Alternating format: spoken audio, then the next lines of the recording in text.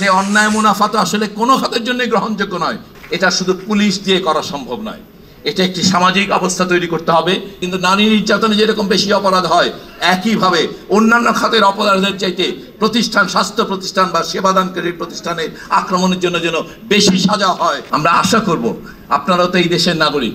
আপনি একটি ক্লিনিকের মালিক হলে আপনার চাচাতো ভাই তো ওই ক্লিনিকে চিকিৎসা নেয় না, নিশ্চয়ই তিনি আরেকটি ক্লিনিকে অথবা অন্য একটি হাসপাতালে চিকিৎসা নেন। আপনাদের এটা নিশ্চিত যে আপনাদের সকল আত্মীয় নিশ্চয়ই আপনার প্রতিষ্ঠানে সেবা গ্রহণ করেন না।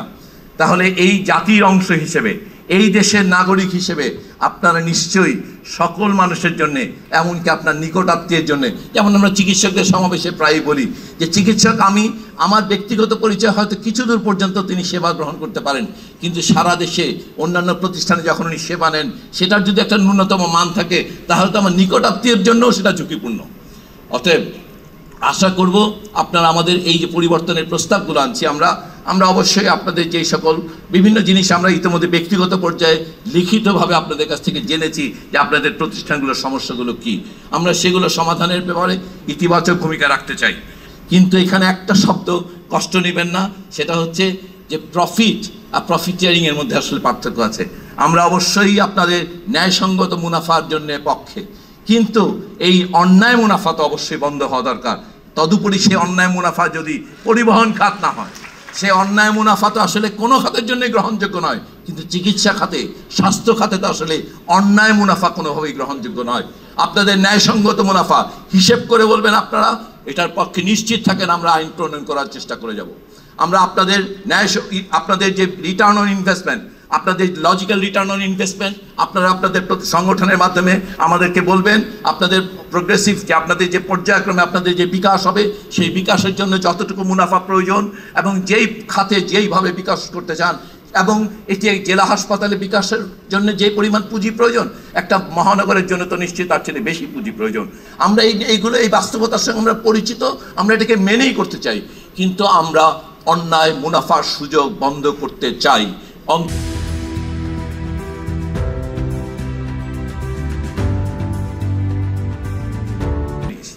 আপনাদের ওখানে অনেকটা সেবাদানকারীরা, চিকিৎসক থেকে শুরু করে একেবারে লিফটম্যান পর্যন্ত, এই প্রতিটি মানুষের যে কোনো একজনের ব্যবহারই কিন্তু খারাপ ব্যবহার প্রতিষ্ঠানের জন্য দুর্নামের কারণ হয়। এই মানুষগুলো আসলে আমরা আশা করি তাদের নিরাপত্তার প্রশ্নটি খুবই প্রধান। আমরা শুধু প্রায়শই যখন আলোচনা করি সরকারি হাসপাতালের সেবাদানকারী নিরাপত্তা আলোচনা করি, কিন্তু নিশ্চিতভাবেই আমরা বেসরকারি প্রতিষ্ঠানগুলোও আক্রান্ত হয়। অতএব আমরা আপনাদের প্রতিষ্ঠান এবং সরকারি প্রতিষ্ঠানগুলোর এই নিরাপত্তার প্রশ্নটিকে আমরা সামনে আনতে চাই। আমরা নিশ্চিত করতে চাই এটা শুধু পুলিশ দিয়ে করা সম্ভব নয়, এটা একটি সামাজিক অবস্থা তৈরি করতে হবে, এবং পাশাপাশি অবশ্যই নিরাপত্তার বিষয়ে আমরা এই ব্যাপারটি আলাপ করেছি। এখানে আইন বিশেষজ্ঞ আছেন, আমরা একটা প্রস্তাব তুলেছি, আমাদেরকে জিজ্ঞাসা করা হয়েছে যে এটা তো ফৌজদারি অপরাধ, ভাঙচুর করলে অথবা গায়ে হাত তুললে এটা তো ফৌজদারি আইনেই শাস্তির বিধান আছে। আমরা বিনয়ের সঙ্গে ওনাদেরকে বলেছি যে আসলে তো নির্যাতন মাত্রই অপরাধ, কিন্তু নারী নির্যাতনে যেরকম বেশি অপরাধ হয়, একইভাবে অন্যান্য খাতের অপরাধের চাইতে প্রতিষ্ঠান, স্বাস্থ্য প্রতিষ্ঠান বা সেবাদানকারী প্রতিষ্ঠানে আক্রমণের জন্য যেন বেশি সাজা হয়, এই জন্য আমরা একটা বিশেষ আবেদন করতে চাই।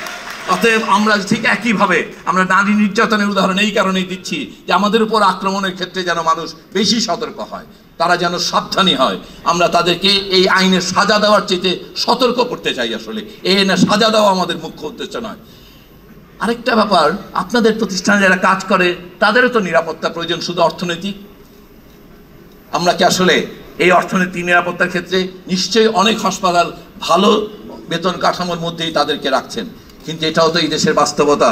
এই দেশের চিকিৎসকরা 30,000-এরও কম বেতনে কাজ করে অধিকাংশ প্রতিষ্ঠানে, এইটাও তো বাস্তবতা।